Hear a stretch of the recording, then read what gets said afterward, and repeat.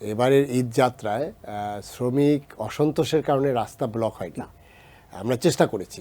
এখন প্রবলেমটা হয়ে গেছে কি, এটা কিন্তু আপনাকে বুঝতে হবে যে আপনার 5ই আগস্টের পরে যে পরিবর্তন, গত 15 বছরে যারা এই সেক্টরগুলোকে লিড করেছে তারা কোথায় এখন? তাদের কিন্তু আপনি যদি প্রথম 100 জনেরকে আপনি খুঁজে পাবেন না। তাদের যে এই যে বিশাল বিশাল ইনভেস্টমেন্ট, সেখানে 30,000 40,000 শ্রমিক আছে। আমি একটা প্রতিষ্ঠানের নাম না বলি, আপনারা হয়তো বুঝতে পেরেছেন যে সবচেয়ে বড় তাদের এই জিনিসটা কিন্তু আমরা অ্যাড্রেস করেছি। প্রবলেমটা হয়েছে কি, যে এই 5ই আগস্টের পরে পরিবর্তনের পরে আপনার 3 বছর আগে একটা ফ্যাক্টরি বন্ধ হয়ে গেছে। সেখানে মালিক আপনার অলরেডি দেশ থেকে অনেক আগেই চলে গেছে। এখন এই ফ্যাক্টরির শ্রমিকদের যে দাবি, এখানে হয়তো সুলতান ভাই একটু হয়তো মানে অন্যভাবে নেবেন না, তাদের এই দাবিগুলো কি হঠাৎ করে সারফেসে চলে আসলো? মানে এটা তো আপনার লং পেন্ডিং একটা ইস্যু। এখন যেটা হলো কি, খুব সুন্দর একটি টুলস এখন দেখা যাচ্ছে, সেটি হলো যে দাবি দেওয়ার নামে রাস্তা ব্লক করে দিয়ে সরকারকে একটা বিব্রত অবস্থায় রাখা। এবং আমরা যদি বলি, যদি আপনি সেপ্টেম্বর 2024-এর কথা বলেন, আজকে মে দিবস আমরা পালন করছি, আমাদের কিন্তু এই শ্রমিক অসন্তোষ যেগুলো ছিল বিশেষ করে আরএমজি সেক্টরে, সেটা কিন্তু অনেকটাই আমরা নিউট্রাল করেছি।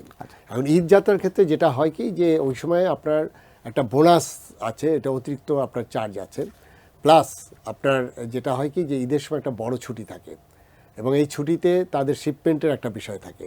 তখন হচ্ছে কি, যে এই যে ওভারটাইম বা এইগুলো ন্যায্য পাওনা অনেক সময় আপনার যখন দেওয়া হয় না, তখন এই অসন্তোষগুলো থাকে। সানবিট সব দিবে সামাল। সানবিট ম্যাজিক প্রেস ডিশওয়াশিং এর মাথা ঘোরানো সলিউশন। এখন আমাদের যে জিনিসটা হলো যে আমাদের শুধু শ্রমিকদের ন্যায্য পাওনার ইস্যু না, আমাদের কিন্তু একটি 28শে এপ্রিল আরেকটি দিবস ছিল, সেটা সেফটি এবং হেলথ ইস্যুর দিবস, যেটাকে অজ দিবস বলে, এবং সেটাও কিন্তু আমরা আজকে একদিনে পালন করছি, বাট ওই দিনও আমরা সেলিব্রেট করেছিলাম। সেখানে দেখেন আমরা সেফটির কথা বলছি, অথচ রানা প্লাজা কেসটা কি, সেখানে আগের দিন যখন ক্র্যাক হলো আপনার 23শে এপ্রিল, যেদিন আগের দিন যখন এই ক্র্যাক হলো 12 বছর আগে, তখন কিন্তু শ্রমিকরা ওখানে যেতে চায়নি, যেটা কলাপস করতে পারে, অথচ তাদেরকে ফোর্স ওখানে ঢুকিয়ে আপনার কাজ করিয়ে এইরকম একটা ঘটনা ঘটলো। আমি যদি সেই রানা প্লাজা থেকে আজকে যে 12 বছর জার্নি, হ্যাঁ এখানে অ্যাচিভমেন্ট অনেক আছে। অর্থাৎ আমাদের এই বিশেষ করে এক্সপোর্ট ওরিয়েন্টেড গার্মেন্টস ফ্যাক্টরি, এটা কিন্তু একটা টোটালি কমপ্লায়েন্সের মধ্যে আসছে। আমরা যে শোভন কর্মপরিবেশ যেটা বলে আমাদের, যেটি আছে কনভেনশন 155 বা 187, সেখানে যে বিষয়টি আছে, আমাদের কিন্তু যেগুলো হলো আমি বলবো যে আরএমজি সেক্টরকে কিন্তু অনেকটাই আমরা করতে পেরেছি, কিন্তু অন্য সেক্টরগুলো যেগুলো নেটের বাইরে আছে, সেখানে যেমন হ্যাজার্ডিয়াস যে কাজগুলো আছে সেটা করতে পারিনি। সেক্ষেত্রে আমাদের যেটা দরকার সেটি হলো যে মালিকের অংশগ্রহণ যেমন লাগবে, এখানে শ্রমিকদেরও সেই আচরণটা করতে হবে। এখানে সুন্দর ভাই বলেছেন যে ট্রেড ইউনিয়ন রেজিস্ট্রেশনে অনেক ক্ষেত্রে ম্যানিপুলেট হতো, এবং সেখানে যে প্রভাব ছিল বিশেষ করে মালিক পক্ষের, আমরা কিন্তু এটাকে অনেক ইজি করে দিয়েছি। সেখানে যেটা আছে যে আমাদের ফিজিক্যাল ইন্সপেকশন বাদ দিয়েছি, সেখানে তাদের যেটি আছে যে একটা তালিকা দিতে হবে এনআইডির সাথে, এগুলো কিন্তু আমরা অনেকগুলো এলিমিনেট করে দিয়েছি এবারকার আইনে। ইভেন আমরা এটাকে ডিজিটাল ট্রান্সফরমেশনে নিয়ে যাচ্ছি, অর্থাৎ এবং যেটা আছে যে যেটা একটা থ্রেশহোল্ড ছিল যে 20%, এটা ছিল 30% থেকে 20%, সেটাকে আমরা পার্সেন্টেজের বদলে আমরা কিন্তু সংখ্যায় নিয়ে আসছি। অর্থাৎ আমাদের নতুন যে বিএলএ হবে সেখানে কিন্তু এটা সংখ্যার হিসাবে হবে, হয়তো 20 জন বা এরকম আমরা প্রপোজ করছি। তাহলে কি যাবে যে আপনার ট্রেড ইউনিয়ন রেজিস্ট্রেশন আপনার ইজি হবে।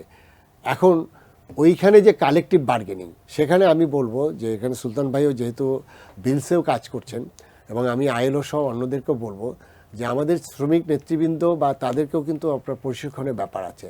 অর্থাৎ তারা যে কালেকটিভ বার্গেনিং করবে, সেখানে কি ইয়েলো ট্রেড ইউনিয়ন সেটা কি নিজের সুবিধার জন্য করছে কিনা, এই বিষয়টি কিন্তু দেখার প্রয়োজন আছে।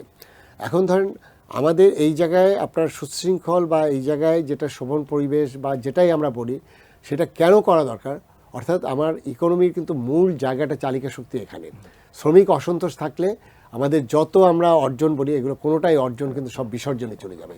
এই কারণেই আমরা চাচ্ছি যে আমাদের আইএলওর যে স্ট্যান্ডার্ড আছে, আন্তর্জাতিক স্ট্যান্ডার্ড আছে, এবং আমাদের এই জায়গাটায় যতটুকু গ্যাপ আছে, আমাদের 2টা কনভেনশন যেটা বললাম যে আমরা ফান্ডামেন্টাল কনভেনশন বিশেষ করে অস রিলেটেড, সেটা আমরা করি না। আমাদের 190C যেটা কর্মক্ষেত্রে আপনার অ্যাবিউজ যেটা হয়, এখন কর্মক্ষেত্রে অ্যাবিউজ এটা তো আমাদের একটা সামাজিক ব্যাধি হয়ে গেছে। দেখেন এই গত এক সপ্তাহ আগে লামিয়া নামে একটা মেয়ে সুইসাইড করেছে।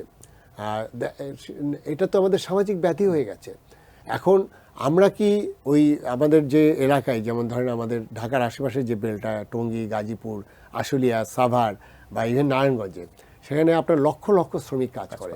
প্রতিটা শ্রমিকের তো এই প্রোটেকশন বা তার যে এই বিষয়গুলো কি আমরা সামাজিক আন্দোলনে পরিণত না করলে বা এখানে যে শাস্তিগুলো আছে এই অ্যাবিউজ করলে সেটা যদি আমরা নিশ্চিত না করি, তাহলে তো আসলে এটি পরিবর্তন হবে না। এই জন্য আমাদের সবাই মিলেই কাজ করতে হবে।